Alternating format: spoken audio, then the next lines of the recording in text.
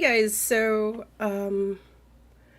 really hadn't had plans to go live today, but I figured we will talk about the current news story that's happening at the moment, and that is the unfortunate plane crash that happened at Reagan International Airport, Reagan National Airport, not International. So if you haven't heard, if this is news to you, sorry, I was checking Twitch to make sure I'm live. Um, last night, January 29th, camera's here, January 29th, a American airline flight 5342 was landing at Reagan, and it was struck by a U.S. Army Black Hawk helicopter. And the American airline flight was, I think, carrying 60 passengers and 4 crew members, and the Army flight was carrying about 3 soldiers. And the sounds like the American airline flight was clear to land at Reagan, and the Black Hawk helicopter. It's the news is still coming out, but it sounds like the Black Hawk helicopter was doing some sort of training exercise.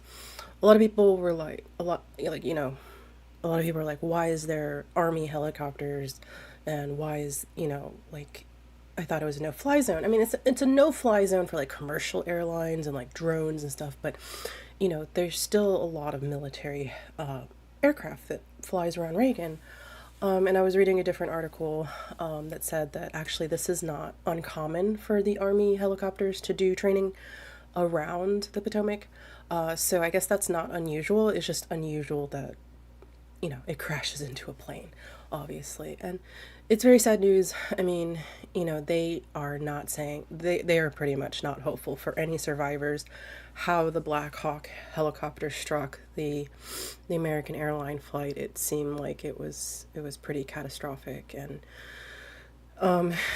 I think they're just on a searching for bodies right now.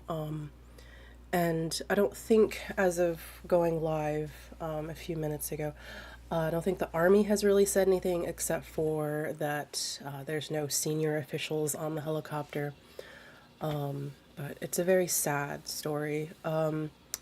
It's a huge rescue operation right now.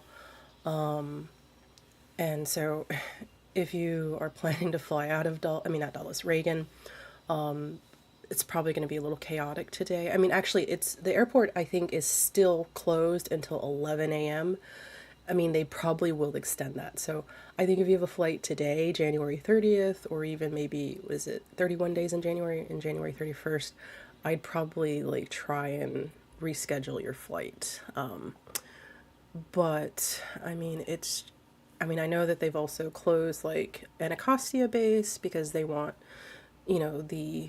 the fire rescue to have the best chance of recovering the bodies. There's it's always like whenever something tragic happens, conspiracy theorists start coming out out of the wazoo. And I'm not an expert. I'm not an avian expert. I'm not going to say that I'm an avian expert, but I think it was just an accident. I mean, I think it was just a pure accident. I don't really think there was anything malicious, or if it was like a terrorist, takeover. I really don't think any of that. I think it was, I think something happened to the crew in the Army helicopter, because from what the articles were saying, air traffic control did reach out to the helicopter before the crash, but it seemed like it was a little too late.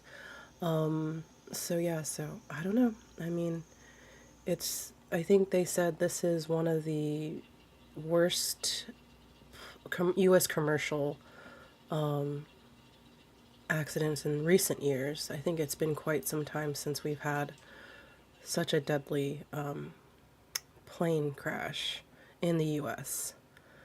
And it's just sad. I mean, you know, I don't think anybody, I know some people are pointing fingers at politicians and stuff like that. I mean, who knows? I mean, maybe something could have been prevented. I don't know.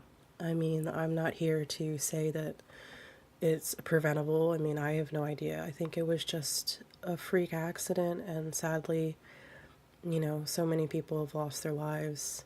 You know, obviously they've told people if they can avoid the area to just avoid the area. Because I mean, it's kind of I don't know, it's odd to me that people will rush out to, you know, sites like this, but I mean, it's also in a very busy area work-wise. I mean, it's along Potomac. But yeah, so it seems like the dive team has found one of the plane data recorders, or like, you know, as they call them, the black box.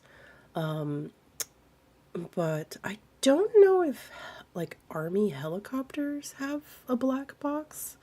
I'm if you know, please let me know because I'm not aware of, you know, I know commercial airlines have to have them, but I don't know if military planes and aircraft are supposed to have them. So, you know, it's just very tragic. So I'm not gonna stay on too long.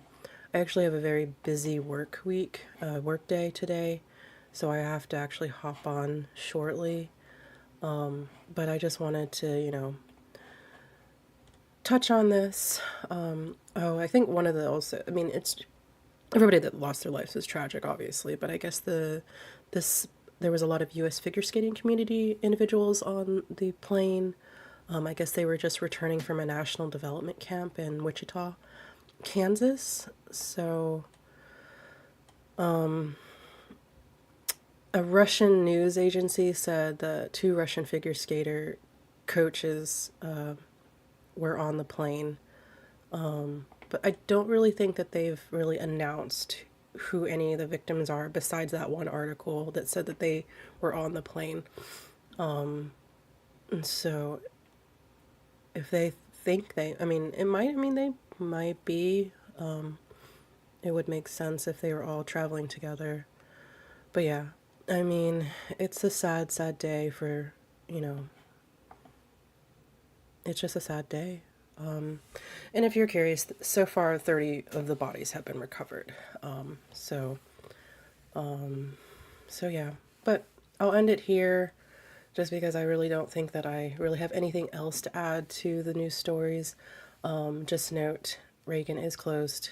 So if you have a flight out of Reagan, I mean, you've obviously probably have already talked to the airline companies, but if you haven't, if you're like waking up for your flight at noon, I would definitely reach out to whatever airline you're flying out of because you're not going to be flying out of Reagan today, probably. So yeah, so anyways, guys, I will catch you on the next live stream and talk to you guys later. Bye.